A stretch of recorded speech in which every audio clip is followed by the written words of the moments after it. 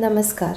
क्या आप जानते हैं कि वर्ष में एक ऐसी गणेश चतुर्थी आती है जिसे सिद्धि देने वाली चतुर्थी कहा गया है, जिस दिन मांगी गई मनोकामना शीघ्र पूर्ण होती है। आज हम बात करेंगे माघी गणेशोत्सव की, उस पावन पर्व की जो विघ्नहर्ता को सिद्धिदाता बनाता है। माघ मास के शुक्ल पक्ष की चतुर्थी को माघी गणेशोत्सव मनाया जाता है। यह वही पुण्य तिथि है जब श्री गणेश ने सिद्धि विनायक स्वरूप में अपनी विशेष कृपा प्रकट की। महाराष्ट्र में इस पर्व का विशेष महत्व है और सिद्धि विनायक मंदिर में इस दिन लाखों श्रद्धालु दर्शन हेतु उपस्थित होते हैं। पुराणों में वर्णन आता है कि एक समय देवता अनेक विघ्नों से घिर गए थे। तब सभी देवगण भगवान शिव और माता पार्वती की शरण में पहुँचे।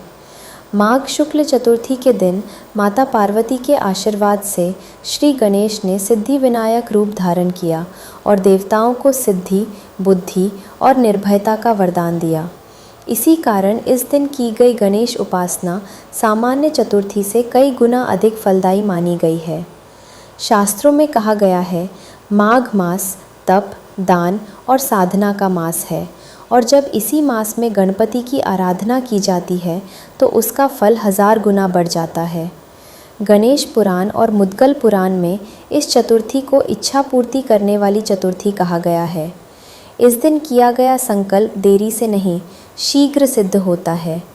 गणेश पुराण प्रमाण उपासना खंड माघे मासी सिते पक्षे चतुर्थ्यां गणनायकः सिद्धिं ददाति भक्तानां सर्वकामफलप्रदः।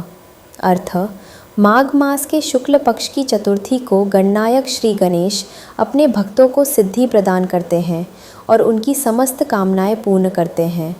सिद्धि विनायकः साक्षात् पूजितो यत्र भक्तितः न तत्र विघ्न संचारो भवेद दुःखस्य कारणम। अर्थ, जहाँ भक्ति भाव से सिद्धि विनायक गणेश की पूजा होती है वहाँ विघ्न और दुख का प्रवेश नहीं होता। अस्यां चतुर्थ्यां यह कुर्यात् व्रतं गणपति प्रियं स लभेत सिद्धिमचिरात् नात्र कार्या विचारणा। अर्थ, जो व्यक्ति इस चतुर्थी को गणपति प्रिय व्रत करता है उसे शीघ्र सिद्धि प्राप्त होती है, इसमें किसी संशय की आवश्यकता नहीं। माघी गणेशोत्सव के फल।